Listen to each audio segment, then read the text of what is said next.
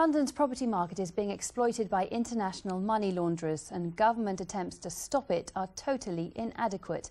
That's the verdict of MPs who've been investigating the problem. They believe that £100 billion is laundered through the UK every year, and they're now calling for a major overhaul in how the problem is tackled. Emma North reports. Is the British capital the best place to hide your dirty money? Well, James Ibori thought so.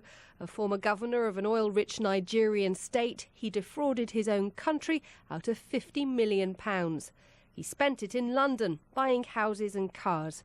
4 years ago, he was sentenced at Southwark Crown Court to 13 years in prison for money laundering.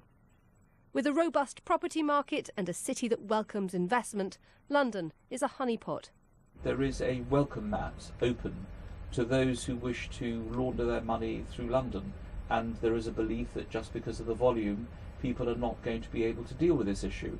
One of the reasons why property prices have risen so dramatically is because of the huge amount of money that is coming through London. But it doesn't just push up property prices, laundering hits communities too. If you sell the flat below to Al Capone and the time comes to replace the roof or to repair parts of the building, Mr. Capone is not famous for wanting to help out and to contribute to that. He may indeed lean on you to pay his share. One of the problems is detection. There are 27 different bodies overseeing money laundering, so people like estate agents have to become the gatekeepers. Do you believe that people occasionally turn a blind eye? They'd be very foolish to. We've all basically said to each other, we must conform to these regulations. So in central London, I think they would be very, very unwise. The National Complaints System is designed to handle 20,000 reports a year. It's currently dealing with 325,000. The Home Office told BBC London that it seized a total of £1.2 billion from criminals between April 2010 and March 2016.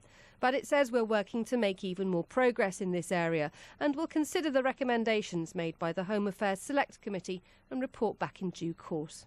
We just don't know how much dishonest cash is sloshing around the capital.